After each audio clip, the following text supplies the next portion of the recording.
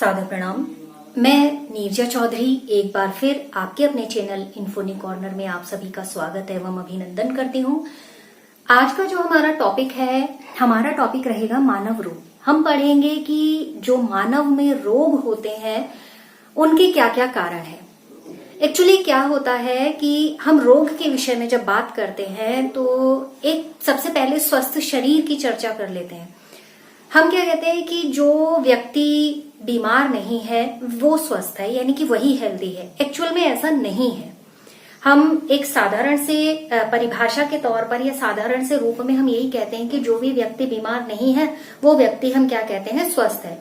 लेकिन स्वास्थ्य की परिभाषाएं WHO के अनुसार ये है कि हर वो व्यक्ति जो शारीरिक, मानसिक और सामाजिक तीनों रूप से स्वस्थ है वही व्यक्ति एक्चुअल में स्वस्थ है। हालांकि चीजें बदलती चली गई और फिर हम जानते हैं कि कुछ चीजों में एडिशन भी होता रहता है और इसी तरीके से WHO ने भी अपनी परिभाषा में कुछ समय पहले एडिशन किया और उसमें जोड़ा कि सामाजिक और आर्थिक स्वास्थ्य भी स्वास्थ्य की श्रेणी में के अंतर्गत आता है। यानी वो व्यक्ति जो शारीरिक रूप से स्वस्थ तब कहा जाएगा जब वो मानसिक रूप से भी स्वस्थ है, शारीरिक रूप से भी स्वस्थ है, सामाजिक रूप से भी स्वस्थ है और आर्थिक रूप से भी स्वस्थ है।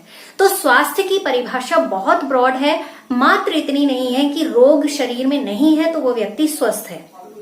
अब अगली बात करते हैं। दिमाग में प्रश्न आएगा कि मानसिक स्वास्थ्य की कैसे बात हो रही है। मानसिक स्वास्थ्य का मतलब एक्चुअल में अभी का रिसेंट का एक उदाहरण लेते हैं जिससे कि आप समझ जाएंगे। अभी सुशांत सिंह राजपूत का एक सुसाइड केस जो था वो बहुत चर्चा में है। बहुत अच्छे एक्टर रहे सुशांत सिंह राजपूत।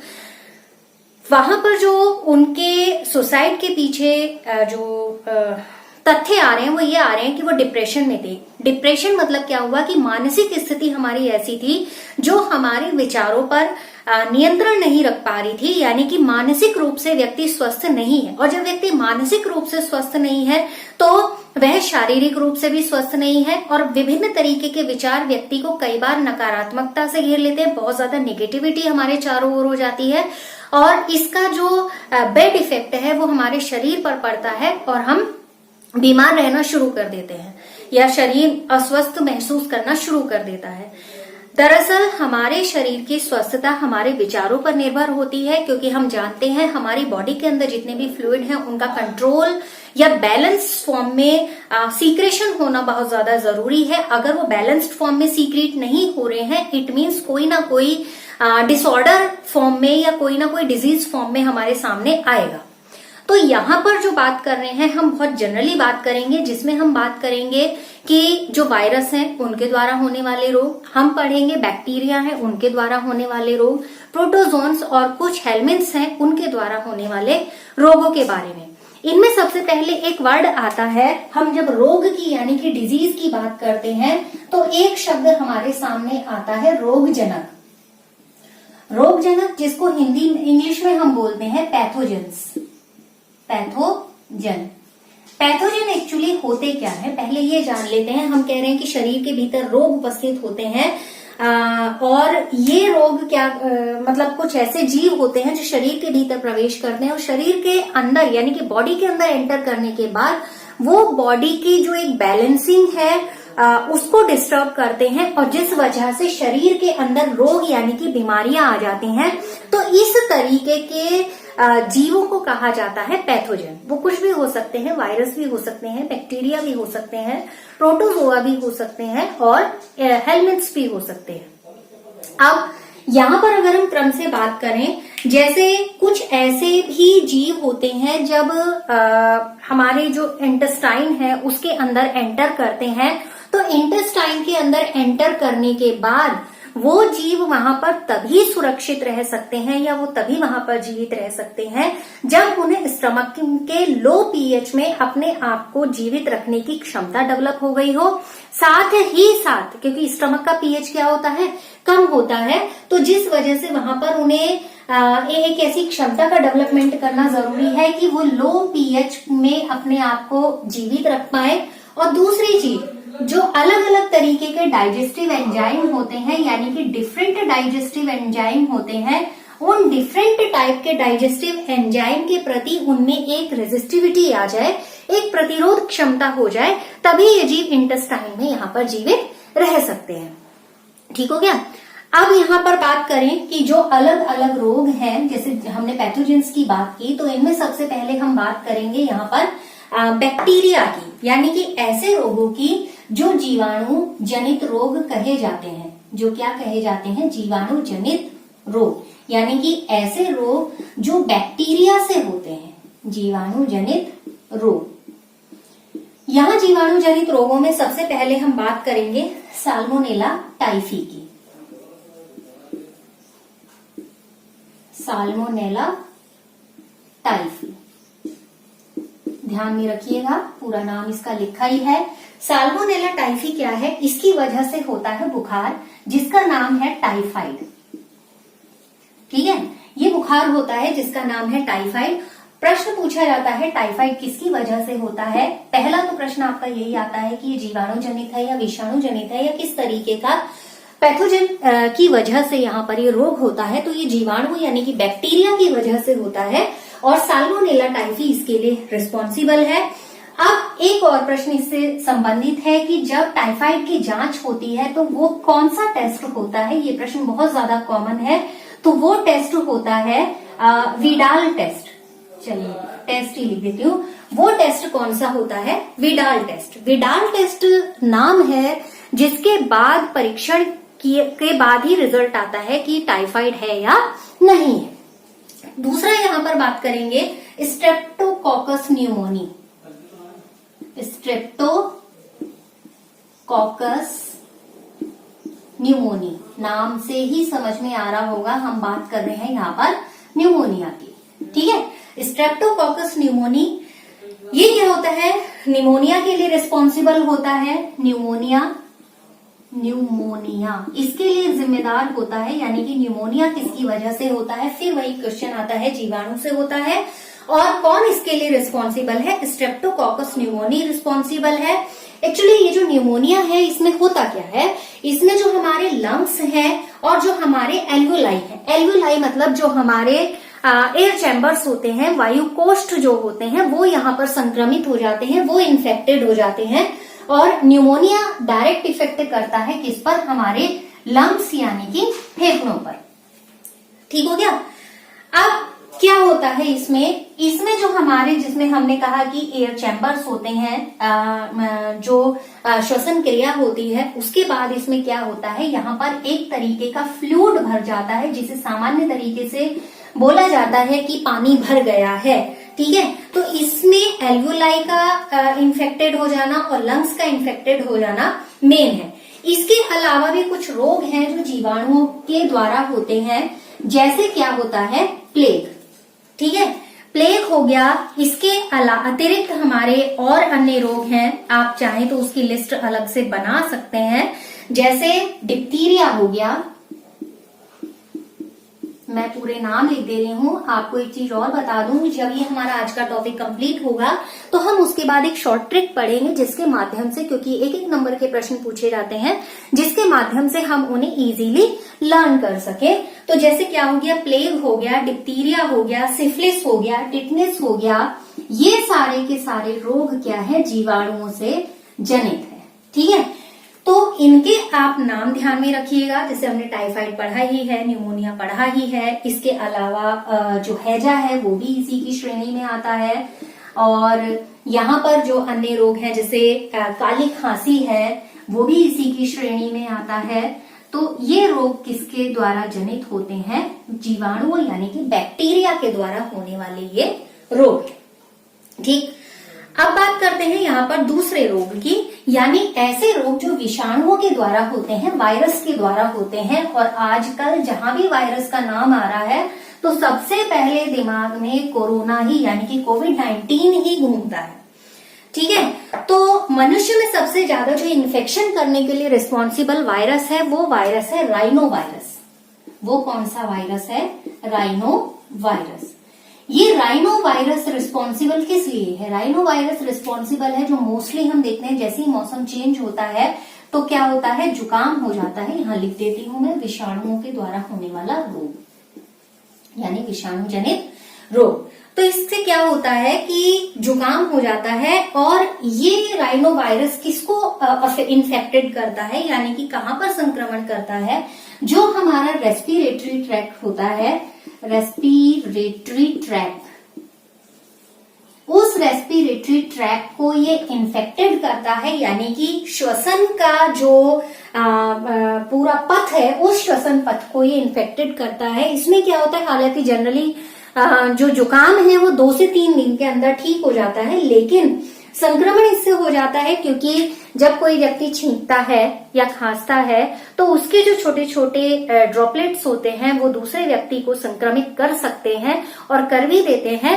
लेकिन ये क्या होता है, 2-3 दिन में कई बार अपने आप ठीक हो जाता है, जैसी इम्यूनिटी बूस्टअप होती है और ये ठीक भी हो जाता है। लेकिन मोस्टली रिस्पॉन्सिबल कौन है, राइनो वायरस। इसके अतिरिक्त कुछ अन्य रोग भी हैं जो विषाणुओं की सहायता से या विषाणुओं की वजह से होते हैं। उनके मुख्य नाम लिख दे रहे हैं यहाँ पर, क्या है, रेबीज,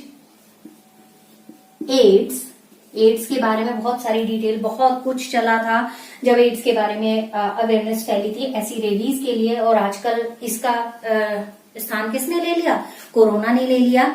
ऐसे यहाँ पर क्या है, ट्रिकोमा हो गया, ठीक है। तो ये कुछ रोग हैं जो इसकी वजह से होते हैं। इसमें बाकी चेचक हो गया, डेंगू हो गया, आप कोविड-19 को भी इसमें लिख सकते हैं, इन्फ्लुएंजा हो गया और मेनिंजाइटिस हो गया। ये सारे के सारे ऐसे रोग हैं जो वायरस की वजह से होते हैं। और वायरस में एक टेंडेंसी होती है कि जब वो किसी सेल के बाहर होता है तो वो इनएक्टिव फॉर्म में होता है, लेकिन जैसे ही किसी सेल के अंदर वो एंटर होता है वो एक्टिव फॉर्म में आ जाता है और अपने जैसी कॉपिंग करना शुरू कर देता है। और जनरल वर्ड्स में कहूं तो वो अपने जैसी प्रतिकृति बनाएगा कब, जब वो रिप्रोडक्शन करेगा। यानी कि सेल के अंदर एंटर करते ही वो रिप्रोडक्शन शुरू कर देता है और सेल के बाहर वो किस में होता है, इनएक्टिव फॉर्म में, और बॉडी के अंदर एंटर करते ही वो किस में आ जाता है, एक्टिव फॉर्म में आ जाता है। तो ये विषाणुओं के द्वारा होने वाले कुछ रोग हैं, ये है। अगली बात यहां पर करें तो अगला यहां पर लेंगे हमने बात की थी किसके द्वारा, हेलमिंथ यानी कि कृमि के द्वारा होने वाले रोग। एक्चुअली इनसे संबंधित आज ये तीनों चारों सेक्शन जो है वो कंप्लीट कर देंगे मानव में होने वाले रोग से संबंधित। अगर मैं सिर्फ क्लास 12th को फोकस करूं तो एक नंबर का प्रश्न पूछा जाता है, उसी को फोकस करके आज का ये जो भी कंटेंट है वो तैयार किया है। और अगर मैं other exam point of view से बात करूं, क्योंकि 12th के स्टूडेंट्स जो हैं अभी कुछ महीनों बाद जब स्थितियां नॉर्मल होंगी तो वो कहीं एडमिशन के लिए प्रिपरेशन भी शुरू करेंगे, तो उसके पॉइंट ऑफ व्यू से भी ये जो शॉर्ट है, जो भी सिंपल तरीके से कंटेंट तैयार किया है वो उतना उनके लिए एनफ होगा याद रखने के लिए। क्योंकि एक क्वेश्चन इसमें बचता है जो हम पढ़ते हैं इसमें प्लाज्मोडियम के बारे में, जो लाइफ साइकिल है, उस लाइफ साइकिल को हम अलग से पढ़ेंगे। फिलहाल आज एज ए क्या कहना चाहिए, बीमारी के रूप में ही उसको हम पढ़ेंगे, पैथोजन के रूप में ही उसको हम पढ़ेंगे। बात कर रहे हैं कृमि के द्वारा होने वाले रोग। इसमें सबसे पहले नाम आएगा एस्केरिस। एस्केरिस की वजह से होता है एस्केरिस्ता रोग, एस्केरिस्ता, ठीक है। कृमि के द्वारा होने वाले रोगों में एस्केरिस के द्वारा होने वाला रोग जो है एस्केरिस्ता महत्वपूर्ण है। और इसी में ऐसे वुचेरेरिया है, यानी कि एक तरीके के फाइलेरियाई कृमि होते हैं, हेलमिंथ होते हैं, जिनकी वजह से जो लिम्फेटिक वेसल्स होती हैं उनमें सूजन आ जाती है, ठीक है। और जब उनमें सूजन आ जाती है तो हाथी पांव एक रोग आपने देखा होगा, सुना होगा।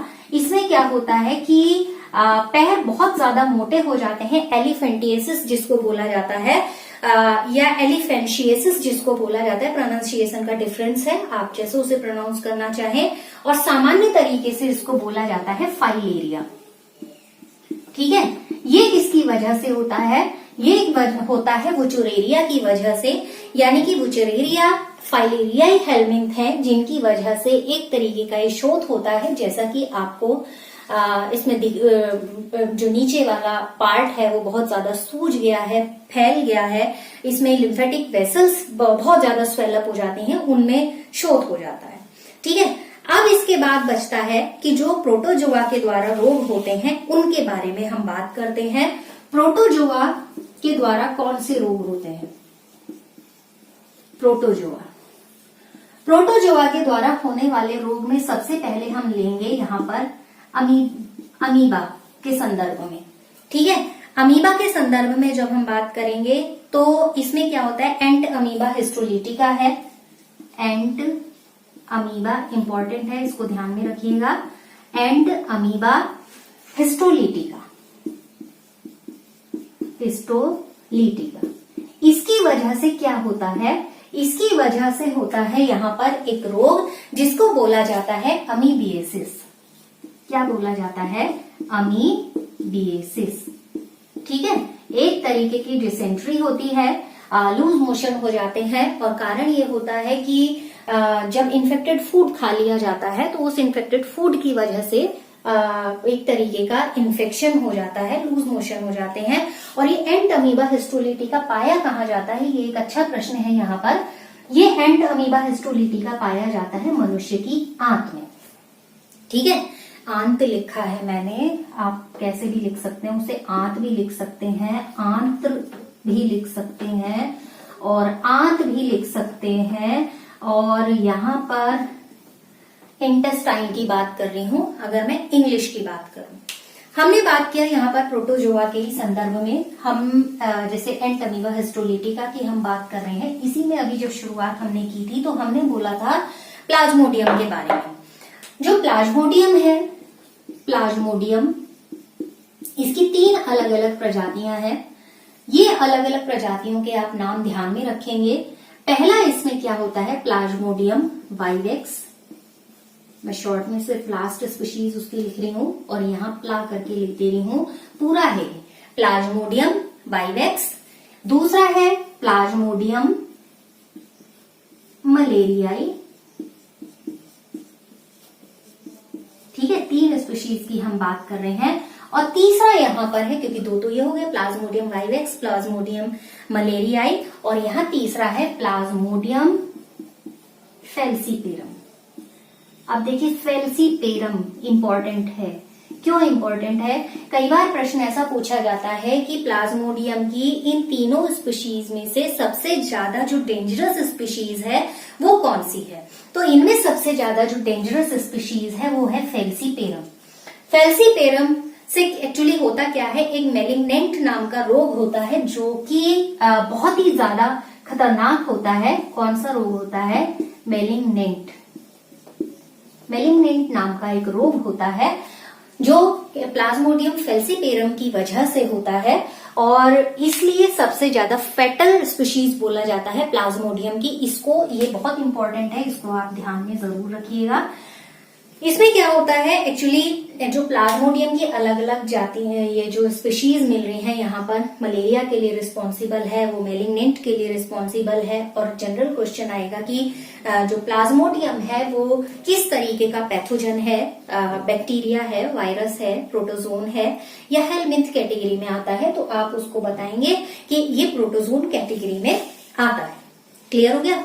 अब यहाँ पर जो हमने दूसरी बात करनी थी, हमने कहा था कि जो भी हम पढ़ रहे हैं उसका एक शॉर्ट ट्रिक पढ़ेंगे जिसमें सभी रोगों के नाम आ जाए। ये कुछ रोग की डिटेल इसलिए की थी क्योंकि इनके बारे में जानना जरूरी था। सारे रोगों की डिटेल करना फिलहाल आवश्यकता भी नहीं है और जरूरी भी नहीं है कि सभी रोगों की यहाँ पर डिटेल की जाए। हम यहाँ पर बात करेंगे कि दूसरी किसकी बात करें। चलिए पहले जीवाणु जनित से शुरू किया था तो वहीं से बात कर रहे हैं। जीवाणु जनित जो रोग होते हैं उनके लिए एक ट्रिक जो कहीं मैंने पढ़ी थी और सोचा आपसे शेयर कर लें। तो यहाँ पर जीवाणु जनित रोगों के लिए एक ट्रिक है, डीप। डीप लिखा है, ठीक है। डीप सिटी का कुटनी है, ठीक है। ये ट्रिक है, इसका एक नाम है। ये एक सेंटेंस में सारे रोगों को याद रखने का एक तरीका है जिसमें डी से है आपका डिप्थीरिया, डी से डिप्थीरिया, आप ये लिख लेंगे तो आपको बहुत ज्यादा पढ़ने की या उसको लर्न करने के लिए बहुत ज्यादा एफर्ट करने की जरूरत नहीं पड़ेगी। हालांकि हम ट्रिक्स को कभी भी सपोर्ट नहीं करते, लेकिन ये केवल एक एक नंबर का प्रश्न है, बहुत डिटेल नहीं आएगा। प्लाज्मोडियम का जो लाइफ साइकिल है वो इम्पोर्टेंट क्वेश्चन है, उसको हम जरूर अगले नेक्स्ट जो सेशन है उसमें डिटेल करेंगे कि किस तरीके से प्लाज्मोडियम का जो जीवन चक्र है वो पूरा होता है। यहाँ पर ये क्या हो गया, डिप्थीरिया हो गया। प से आपका आ जाएगा यहाँ पर प्लेग, ठीक। सी से आ गया आपका सिफिलिस। सिफिलिस का एक और नाम है, सिफिलिस को फिरंग रोग भी बोला जाता है। सिफिलिस को बोला जाता है, मैं लिख देती हूँ, सिफिलिस को बोला जाता है फिरंग रोग, ये भी कहा जाता है, यानी कि इस नाम से भी जाना जाता है। टी से आएगा आपका टिटनेस। टी से हो गया टिटनेस। का से आपका हो गया काली खांसी। काली खांसी। कू से है कुष्ठ रोग। कू से है यहाँ पर कुष्ठ रोग। और उसके बाद ट से टाइफाइड। नी से निमोनिया। टाइफाइड शॉर्ट में लिख दे रही हूं, न्यूमोनिया और हैजा, ठीक। ये है, आप चार्ट नोट कर लीजिएगा, सुविधा रहेगी आपको याद करने में। और इजी है, वन लाइनर एक ट्रिक है जिससे कि सारे रोगों के नाम यहाँ पर याद हो जाएंगे। दूसरा यहाँ पर हम लेते हैं प्रोटोजोआ से होने वाले रोग, यानी कि प्रोटोजोआ से कौन से रोग होते हैं उनको लेते हैं। तो उसकी ट्रिक है, पहले लिख देते हैं यहाँ पर प्रोटोजोआ, ठीक। प्रोटोजोआ, इसकी ट्रिक है पापा काम पे सोते हैं।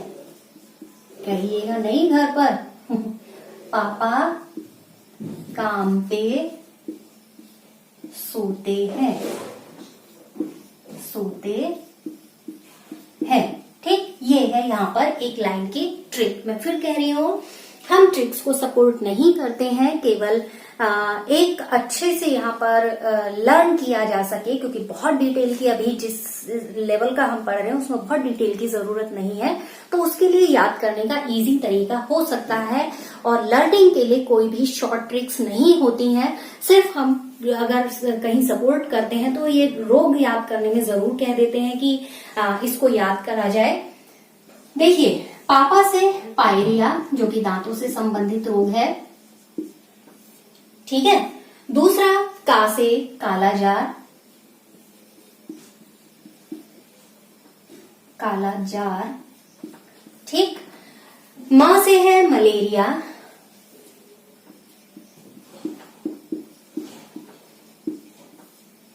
पे से है पेचिश। सोते से है निद्रा रोग या सोने वाला रोग, मैं निद्रा रोग ही लिखूंगी यहाँ पर, निद्रा रोग। और हे यहाँ पर हे क्या रहेगा, साइलेंट रहेगा, सिर्फ सेंटेंस कंप्लीट करने के लिए उसको यूज किया गया।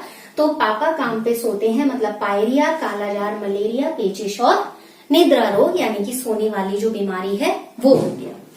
ये तो थे अब प्रोटोजोआ से जनित जो रोग हैं उनके बारे में। अब बात कर लेते हैं विषाणुओं से द्वारा यानी कि वायरस के द्वारा होने वाले रोगों के लिए एक छोटी सी क्या ट्रिक है उसको।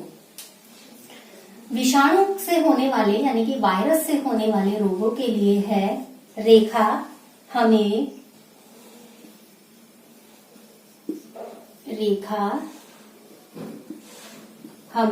थोड़ा लंबा सेंटेंस जरूर होगा इसका, और लेकिन याद करने में आपको सुविधा जरूर रहेगी। बहुत सारे रोग हैं जो वायरस आजकल आप देख ही रहे हैं बहुत ज्यादा एक्टिव भी हो जाते हैं, जैसा ये सीजन चल रहा है। रेखा हमें हिट करके यहाँ पीछे से मतलब था लेकिन कुछ ऐड करने थे तो उसको हमने लिखा है पोएचे। ज्यादा से ज्यादा बीमारियों को हम इसमें ऐड कर सकें इसलिए यहाँ पर पीछे ना करके पोएचे लिखा है। पोएचे छोड़ गई, पोएचे छोड़ गई, ये है पूरे का पूरा जो सेंटेंस है। रेखा हमें हिट करके पोएचे छोड़ गई। रे से यहाँ पर है रेबीज, ठीक, फिर है ये खा, खा से यहां पर है खसरा, हर्पीज, मेनिंजाइटिस,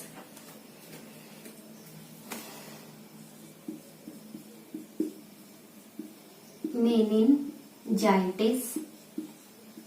ठीक, क्या है? रेबीज, खसरा, हर्पीज और मेनिंजाइटिस।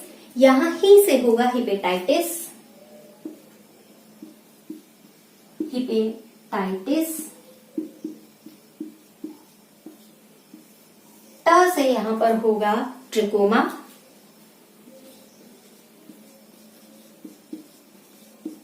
यहां पर करके साइलेंट रहेगा, सिर्फ सेंटेंस को पूरा करने के लिए यूज किया। पो से है यहां पर पोलियो, एड्स, चेचक, छोटी माता, डेंगू, इन्फ्लुएंजा,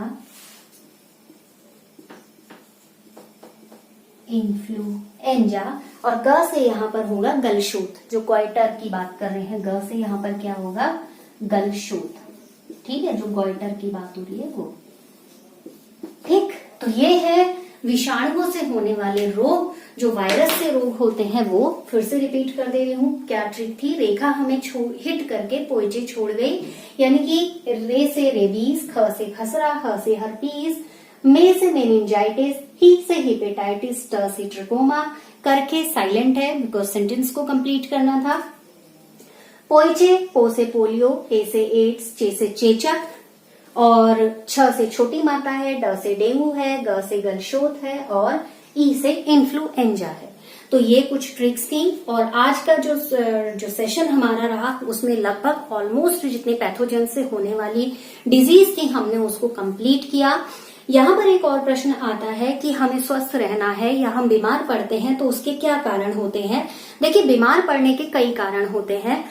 जैसे हम किसी भी तरीके का संदूषित खाना खा रहे हो, यानी कि इन्फेक्टेड फूड ले रहे हो, या जब हम खाना खाते हैं तो उस समय हाथों को ढंग से ना धोया जा रहा हो, या खाना बनाते समय सब्जियों को ढंग से ना धोया जा रहा हो, या बर्तनों में किसी तरीके का इन्फेक्शन हो, तो उस वजह से क्या होता है, जो पैथोजेंस होते हैं वो बॉडी के अंदर एंटर कर जाते हैं और बॉडी को बीमार कर देते हैं और अलग अलग तरीके के रोग वहां पर उत्पन्न कर देते हैं। तो स्वस्थ रहने के लिए क्या आवश्यक है कि साफ सफाई का ध्यान रखा जाए। और वैसे भी आजकल कोरोना के संदर्भ की बात करें तो बहुत सारे साफ सफाई से रिलेटेड विज्ञापन आ ही रहे हैं, सरकार की ओर से भी आ रहे हैं, जो लोकल अथॉरिटीज होती हैं वो भी उससे रिलेटेड बहुत अवेयरनेस फैलाने का काम कर रही हैं। तो स्वच्छता ही अच्छे स्वास्थ्य के लिए आवश्यक है। स्वच्छ रहें, स्वस्थ रहें, खाते पीते चीजों को ध्यान में रखें कि वो किसी तरीके की इन्फेक्टेड तो नहीं है। तो आज के अगर रिसेंट परिदृश्य की बात करें, पॉइंट ऑफ व्यू की बात करें, तो स्वास्थ्य बहुत ज्यादा महत्वपूर्ण है। इम्यूनिटी बूस्टअप रहती है। तो जैसे ही हमारे अंदर कोई बैक्टीरिया एंटर करता है या कोई वायरस एंटर करता है, तो अगर हमारी इम्यूनिटी बूस्टेड है तो वो वहां पर सरवाइव नहीं कर पाता और हमारा जो इम्यून सिस्टम है स्ट्रांगली उसके साथ फाइट करता है और हमें उसके अफेक्ट से बचाने का काम करता है। तो उसका दूसरा तरीका ये है कि जैसे ट्रेडिशनल टाइम की हम बात करें या प्राचीन काल की बात करें, तो शरीर को स्वस्थ रखने के लिए आजकल तो लोग अलग अलग तरीके की दवाइयों का इस्तेमाल कर रहे हैं। तो लोग शरीर को स्वस्थ रखने के लिए योगा अभ्यास का